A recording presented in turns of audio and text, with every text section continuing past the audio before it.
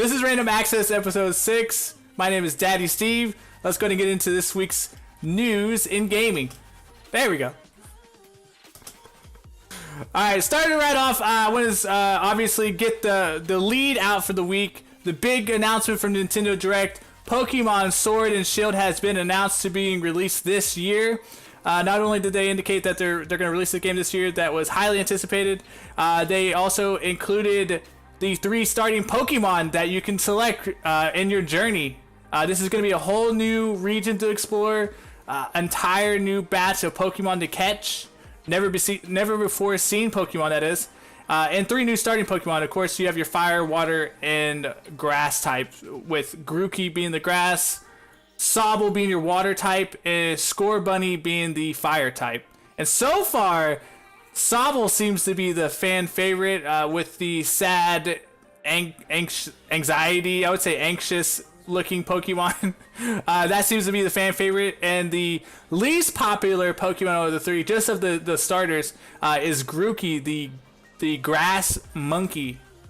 And of course, the grass monkey is my favorite so far. So of course I would be the unpopular opinion here. Many people have said Sable is their favorite, and probably most likely will start with Sable. So I'm curious, what starting Pokemon will you choose? Or is it too early to tell because you haven't seen the evolutions? Let me know in the comments below.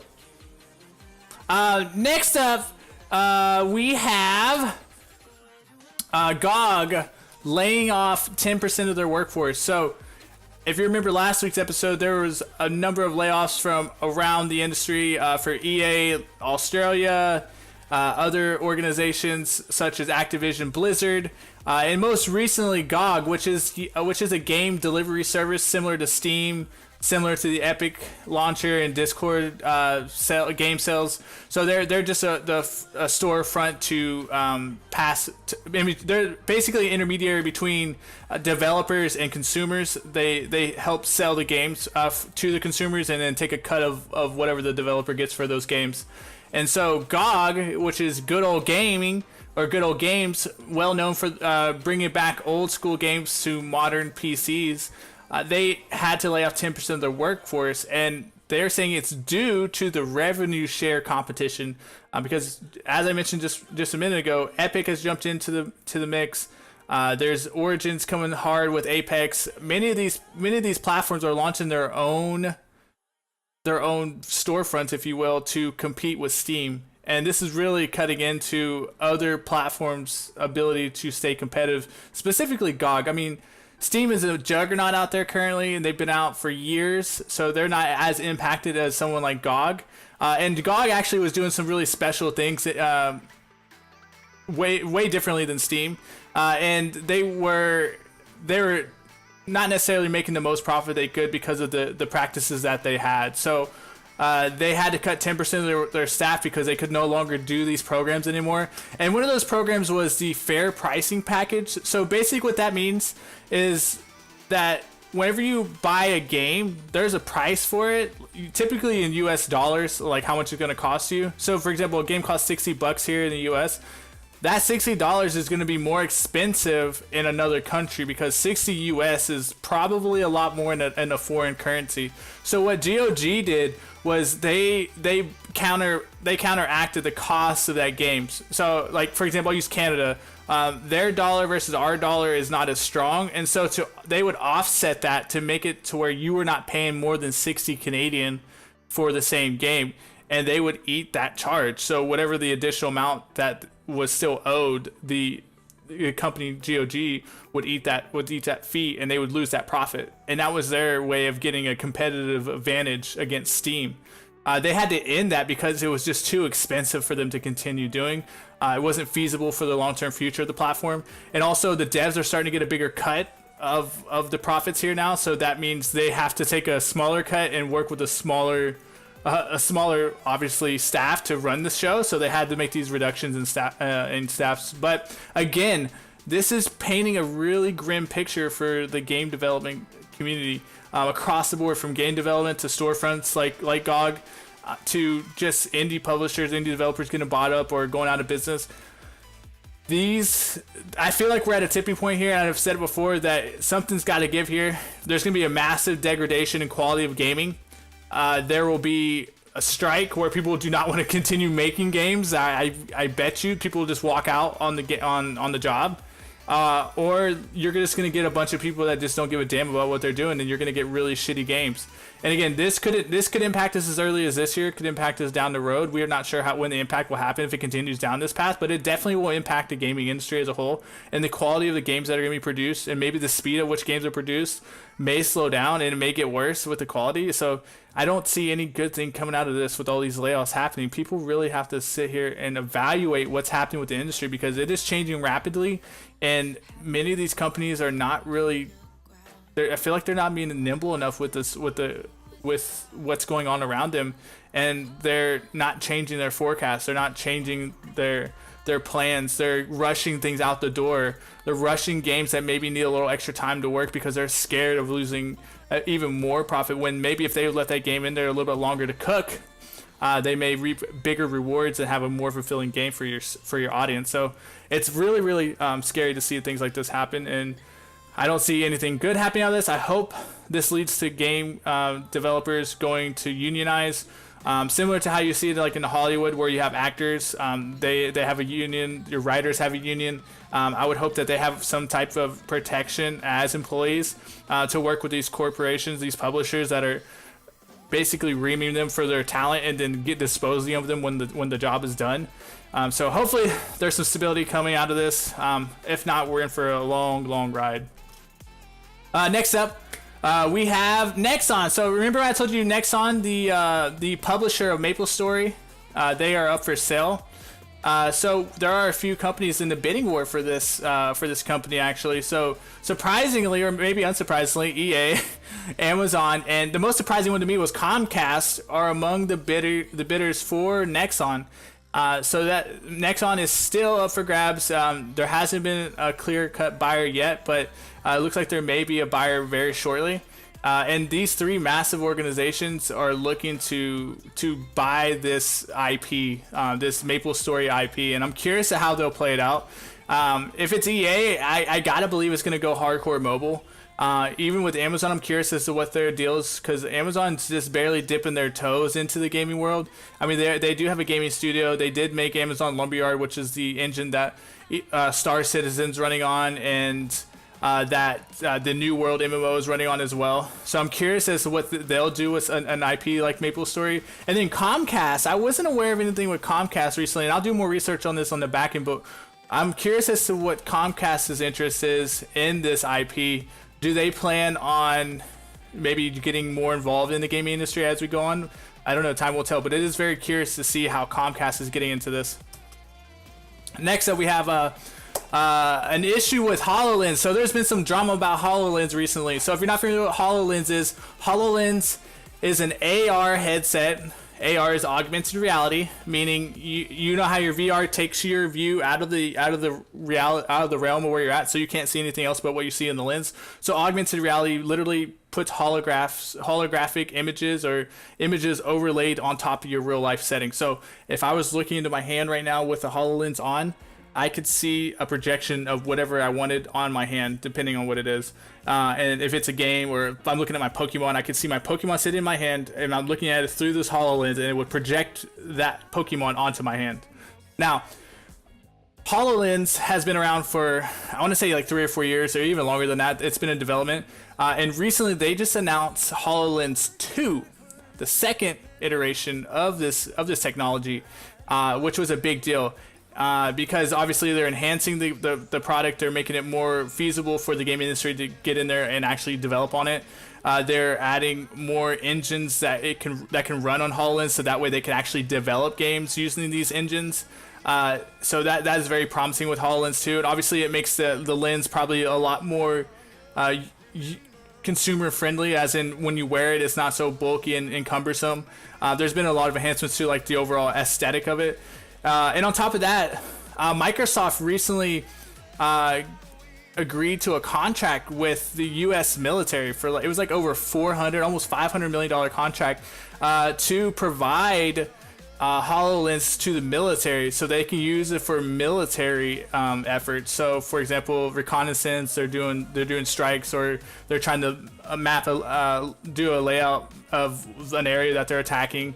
This is more like war tactics, basically. So they're using this for the military. They're developing the HoloLens with military focus on it, and employees have been upset because originally when they signed up to make the HoloLens project, they were doing it with gaming in mind, and gaming was a focus, or consumer use was a focus, not necessarily gaming, like learning, technology, education, things like that, engineering. Those were the focuses of HoloLens, and now all of a sudden the military has taken a big interest in the technology and has purchased a sum up to 110,000 HoloLens is what the contract was saying, according to the news article that I read. And a lot of the employees are upset because they're like, we didn't sign up to make killing machines, or to sign up to make a death machine that is going to be used to take lives of people. So a lot of people petitioned the CEO of Microsoft to cancel this contract. And most recently, the CEO came out in defense of the contract, saying, you know what, we're not going to back away from supporting our military people, our military groups that protect our liberties and our freedom. He's like, that is not right to our military, and we're doing our civic duty as corporate partners, is what he said. So it was just like, you know what, we're getting like almost 500 million for this. We're not going away from this project. You're crazy. You guys either deal with it or leave, basically what it sounded like. He didn't say those words specifically, but it's kind of insinuated that he didn't really care what the petition said, that they're just going to move forward because this contract's too big to fail, basically. But the military is interested in it. They're developing HoloLens too, not only for consumer use, but also military use. This technology has something I've been excited about for years because it could change the gaming landscape. I never was a big VR fan. I've played VR. I like the Vive. I enjoy the VR experience, but I don't think that's the future of gaming. I think the future of gaming is an AR, augmented reality, where you overlay the world, your gaming world, on top of your real world, so that way you can do both. You can be playing your game and you can be dealing with whatever you got to do in your real life, and you're not isolating yourself completely from the world. AR is the future. I think HoloLens is going to be a big step for that, and I'm excited to see what they do with the HoloLens too. So when we get more information, I'll be sure to share that with you guys. If you're looking for more information on HoloLens, check out Microsoft's website, or just Google HoloLens 2, and it'll give you more information on that, because it is very interesting to see how they use it for everyday use, education, and also, of course, gaming. But check it out, HoloLens 2. Next up, we have a really disturbing report about a Taiwanese developer of the game Devotion. And Devotion was kind of like I would say it was not really a scary game, but more of like a disturbing, dark tale. And it's about a number of life concepts that are really disturbing, like abandonment and responsibility and things like that. This developer is under fire for making fun of the Chinese president.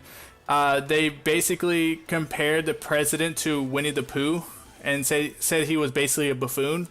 And if you know anything about the Chinese government, they're very hardcore about consumer, about like muting consumer opinion about the government. So anytime you have an issue, they usually shut that up really quickly, and they remove that information. In this case, it's a Taiwanese developer, and Taiwan and China have always been at it with one another politically for years, because Taiwan's wanted to be an independent country and China's wanted that country has officially said Taiwan is part of China. And so you've had that conflict going on for years. And then you have this Taiwanese developer making fun of the president, Xi Jinping. I think his name is Xi Jinping. Or correct me in the comments if I'm wrong. Basically making fun of the president and comparing him to like Winnie the Pooh. And I guess there's an image of him with Winnie the Pooh body or something in the game. And they caught wind of it. So what did they do? They had a bunch of people go in there and game review bomb it. So basically give it really shitty reviews, and they never even play the game. They review bomb the hell out of it. Not only that, they petitioned to have it removed from Steam.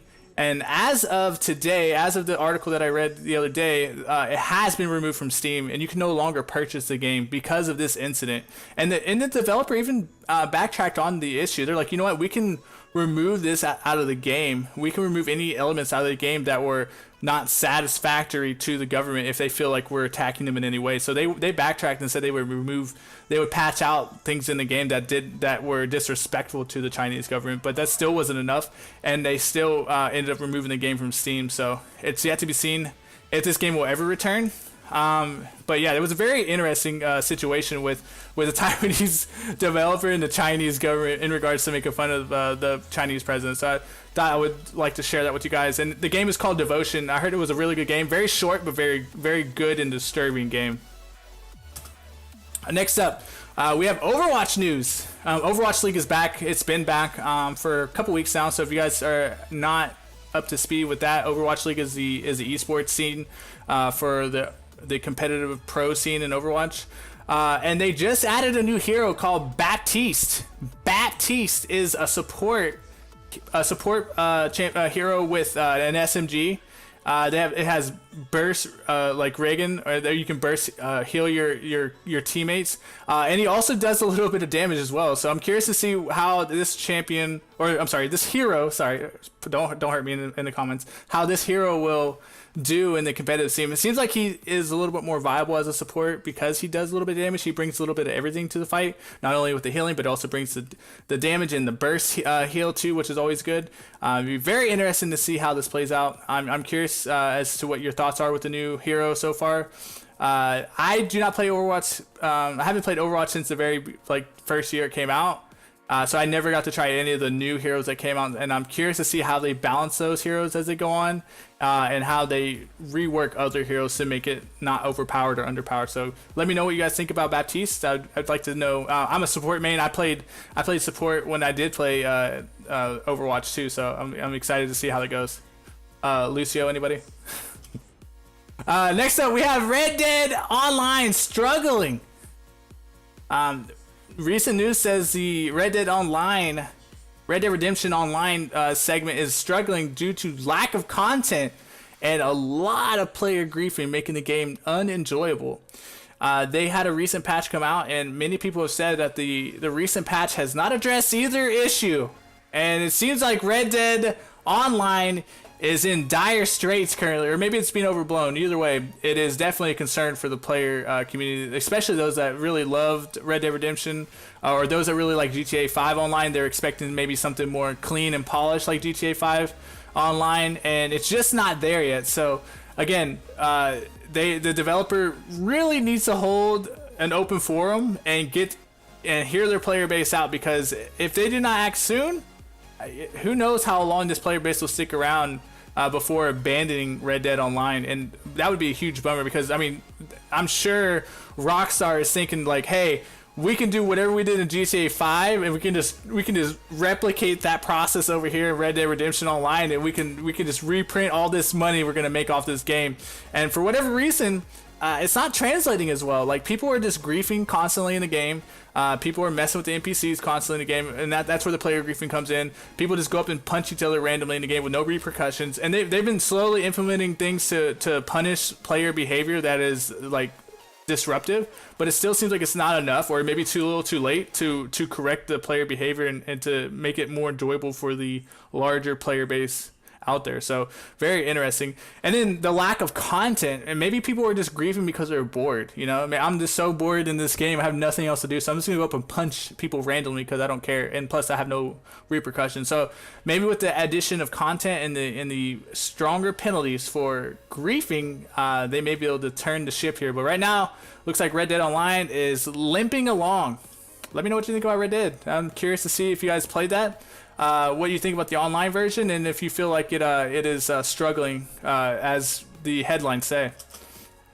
And lastly, for our gaming news roundup here, Resident Evil 2, the remake, has shipped over 4 million units in 1 month. That is redonkulous. The game initially shipped with 3 million, and it looks like they're going to be shipping 4 million. So their first 3 million that they shipped are basically sold out the door, and now they had another additional 1 million shipped, and in 1 month total, 4 million total. Capcom is rolling into dinero.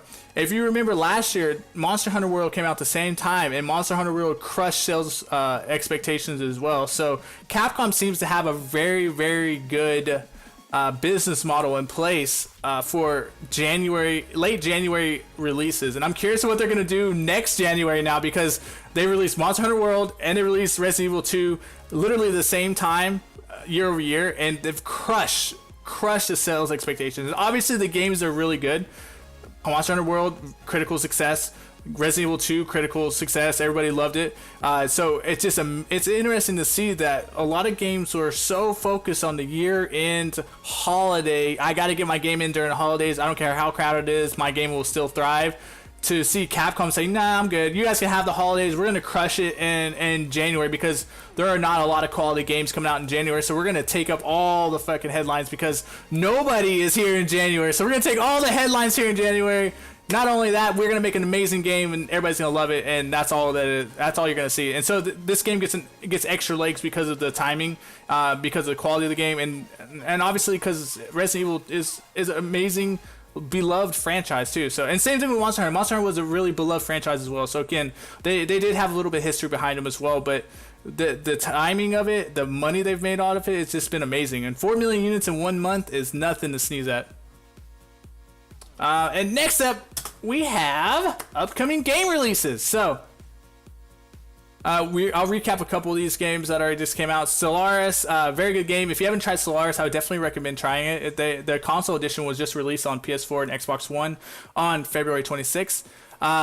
Another interesting game, if I may skip down, Dead or Alive 6 is out March 1st, which is today, on all consoles and PC. Toe Jam and Earl, Back in the Groove. That's an old game that kind of was, I think it's a remake as well. Or maybe it's a new game. I'm not sure 100%. But it's out on all consoles, including Switch and PC. It came out today officially as well. That game looks interesting. I may check that game out off stream because I'm curious to see what it's like. Devil May Cry 5 on March 8th is going to be huge. Devil May Cry 5 8 is going to be a huge game. That's going to be the biggest release of March, in my opinion. One of the biggest releases in March. There's a couple huge releases coming out in March, but Devil May Cry 5, there are very high expectations for that game, and it is going to be very, very closely watched to see how fans react to it, because that franchise has gone all over the place, with it being a little angsty, with it being a little dark, with it being just really cool with the combat and just everything involved in it. It's just really, I feel like it's just been all over the place depending on who's making the game. But so I'm excited to see how 5 looks. The previews, the trailers, everything for that game looks really awesome. I hope it does well, because this franchise has been around since I was young, and I would love nothing for this game just to knock it out of the water. We also have Kirby's Extra Epic Yarn coming out on 3DS on March 8th. And yes, they're still making 3DS games. Can you believe it? And then the Caligula Effect Overdose comes out on PS4, Switch, and PC. That game sounds familiar, but I can't put my thumb on it where that's from. But that comes out on March 12th. And those are your upcoming game releases. I'll go through more of the March releases as we get further in the month. So stay tuned for additional releases coming up. But those are the ones coming up this week and next week. And then last week as well, in case you missed anything. Next up is our game Spotlight. Today's game Spotlight is Sable. If you guys watched E3 last year, you may have heard of this game. So, what is Sable? Alright, well, before we get into what is Sable, let me go ahead and show you the trailer that was released at E3 last year. And then that'll give you a better idea of what Sable is. So, let me get it for you. We'll pause the music here for a second. And this is Sable.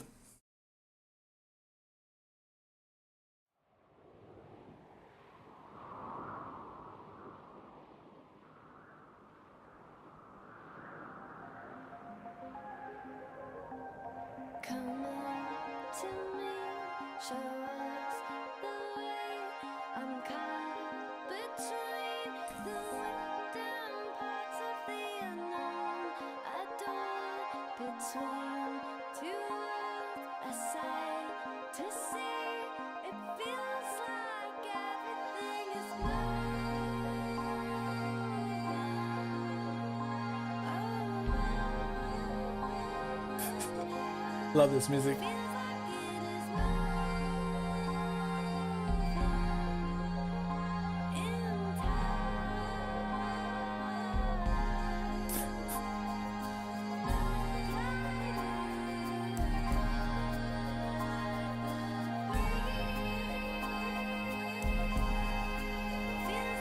Looks so beautiful.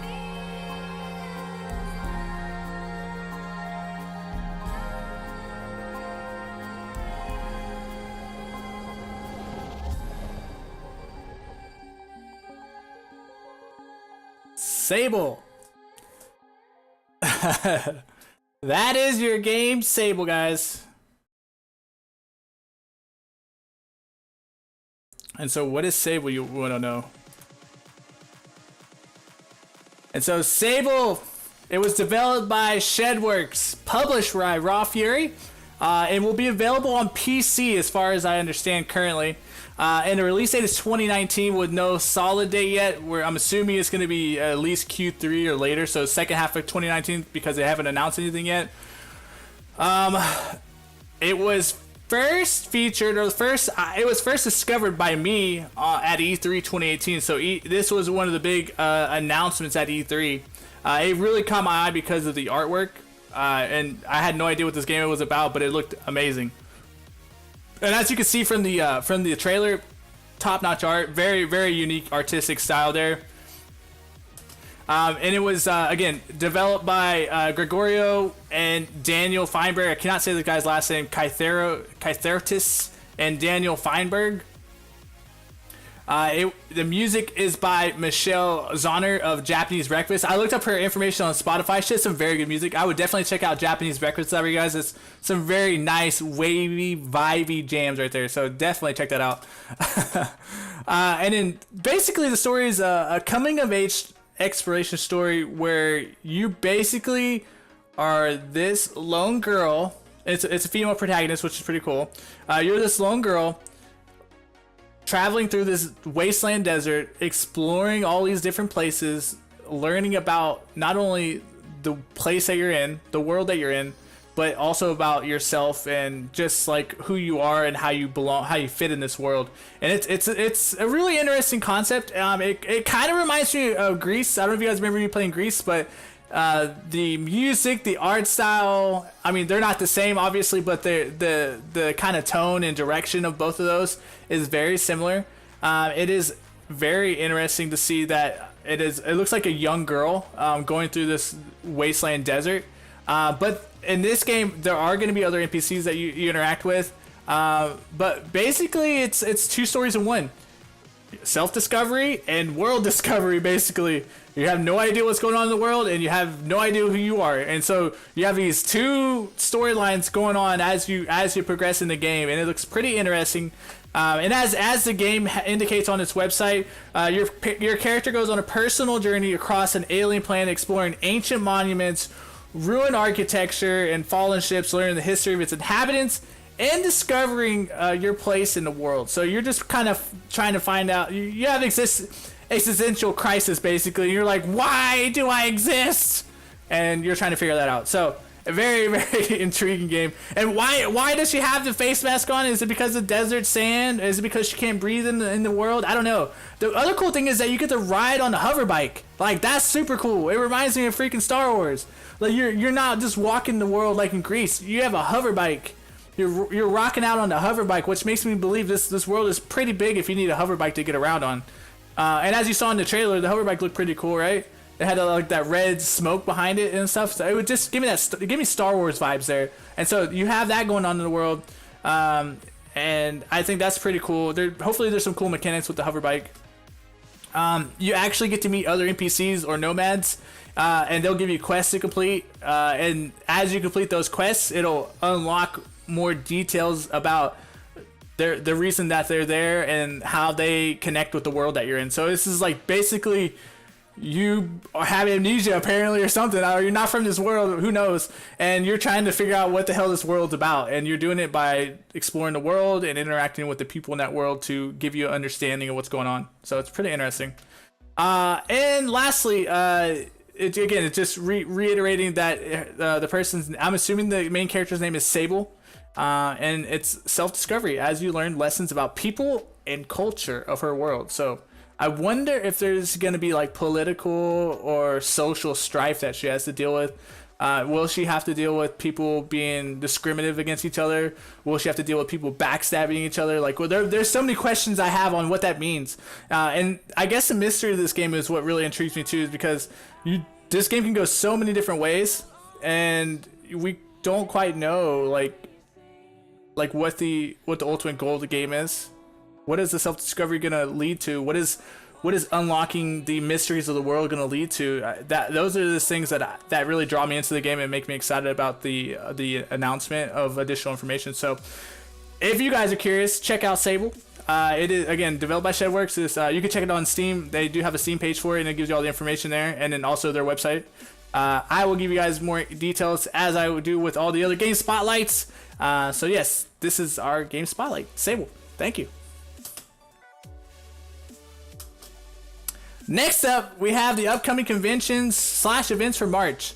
So in March, there are quite a few things going on. They're mostly developer related. However, there are a couple big ones in there for consumers as well. There's a digital games conference in Dubai, or DGC. There's Achievement Unlocked, which I never heard about until I looked this up. It is in London on March 15th. Game Connection America in San Francisco on the 18th. Exactly the same time as the Game Developers Conference on March 18th in San Francisco. So I'm curious as to how that works. 2 conferences at the same exact time in the same city. Obviously, they're in different places. The Game Connection America is actually in the baseball park, if I recall correctly.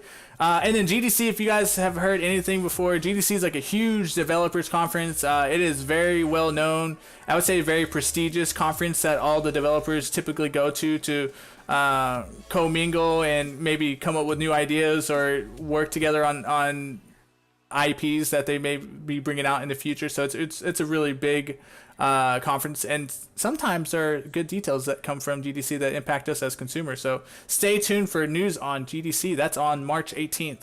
And then there's Casual Connect Europe. That's in London as well on the 28th. And last but certainly not least, the Juggernaut Convention in the East. Yes, that's called PAX East in Boston, Massachusetts. That is on March 28th. We have a few friends headed to that.